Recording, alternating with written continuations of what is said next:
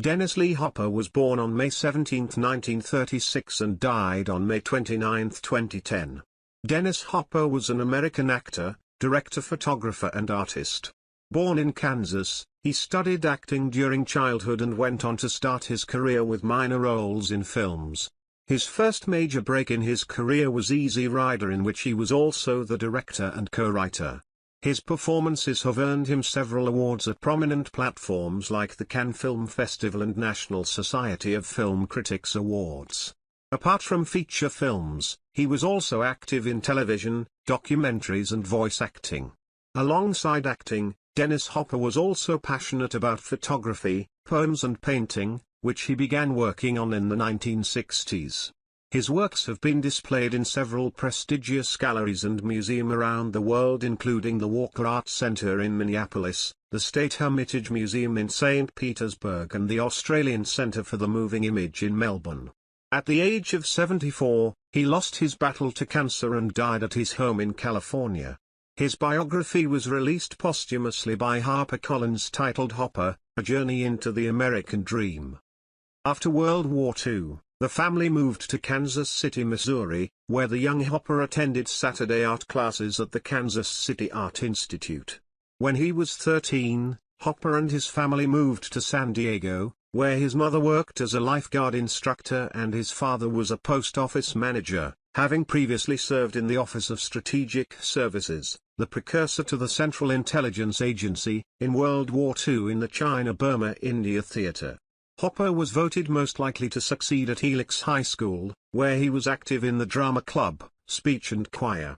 It was there that he developed an interest in acting, studying at the Old Globe Theater in San Diego, and the Actors Studio in New York City. He studied with Lee Strasberg for 5 years. Hopper struck up a friendship with actor Vincent Price, whose passion for art influenced Hopper's interest in art. He was especially fond of the plays of William Shakespeare.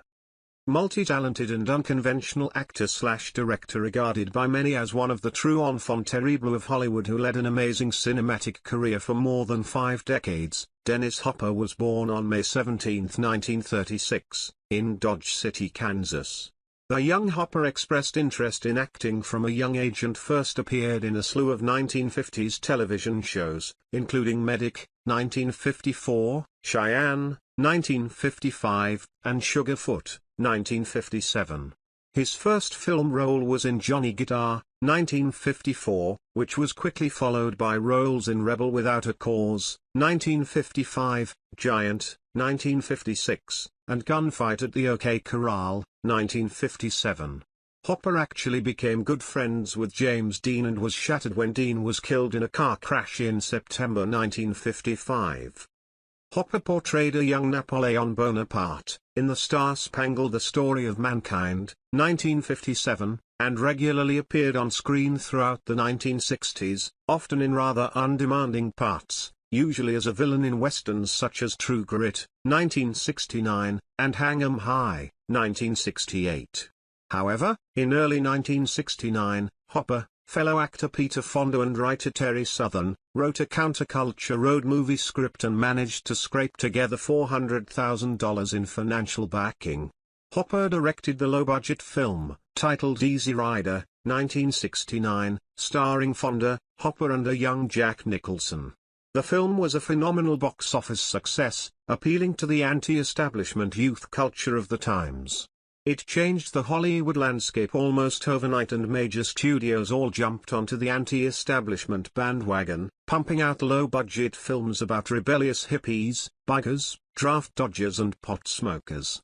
However, Hopper's next directorial effort, The Last Movie, 1971, was a critical and financial failure, and he has admitted that during the 1970s he was seriously abusing various substances, both legal and illegal, which led to a downturn in the quality of his work.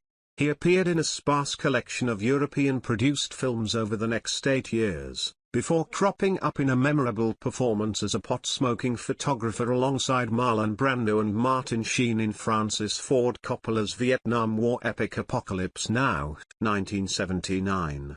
He also received acclaim for his work in both acting and direction for Out of the Blue, 1980. With these two notable efforts, the beginning of the 1980s saw a renaissance of interest by Hollywood in the talents of Dennis Hopper, and exorcising the demons of drugs and alcohol via a rehabilitation program meant a return to invigorating and provoking performances.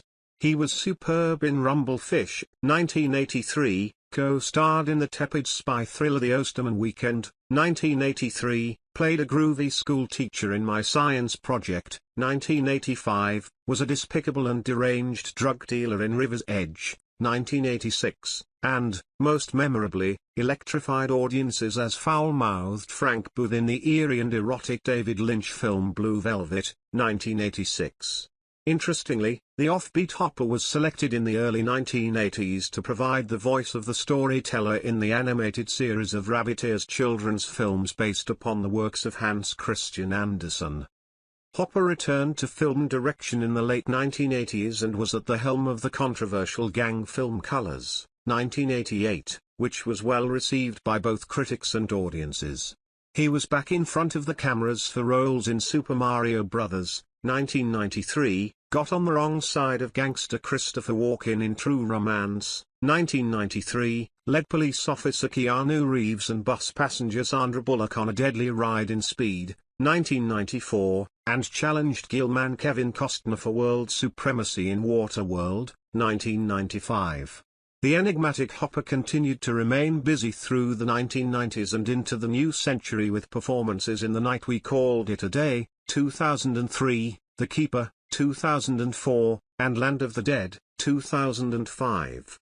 As well as his acting/directing talents, Hopper was a skilled photographer and painter, having had his works displayed in galleries in both the United States and overseas. He was additionally a dedicated and knowledgeable collector of modern art and had one of the most extensive collections in the United States. Dennis died of prostate cancer on May 29, 2010, less than 2 weeks after his 74th birthday. According to Rolling Stone magazine, Hopper was one of Hollywood's most notorious drug addicts for 20 years. He spent much of the 1970s and early 1980s living as an outcast in Taos, New Mexico after the success of Easy Rider. Hopper was also notorious for his troubled relationships with women, including Michelle Phillips, who divorced him after 8 days of marriage. 49, Hopper was married 5 times. Brooke Hayward, married 1961, divorced 1969, one child, daughter Marin Hopper, 1962. Michelle Phillips, married October 31, 1970, divorced November 8, 1970. Daria Halprin, married 1972, divorced 1976, one child, daughter Ruth Anna Hopper, 1972. Catherine Launasser, married June 17, 1989, divorced April 1992, one child, son Henry Lee Hopper, 1990.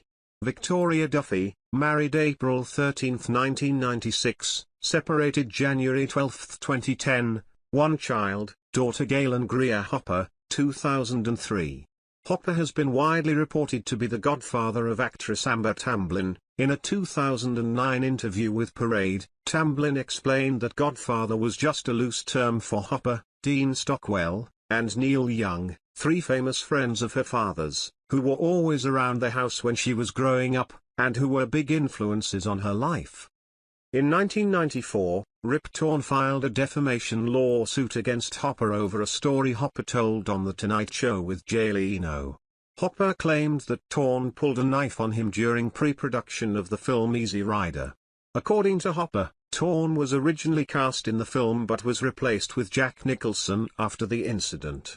According to Torn's suit, it was actually Hopper who pulled the knife on him. A judge ruled in Torn's favor and Hopper was ordered to pay $475,000 in damages. Hopper then appealed but the judge again ruled in Torn's favor and Hopper was required to pay another $475,000 in punitive damages.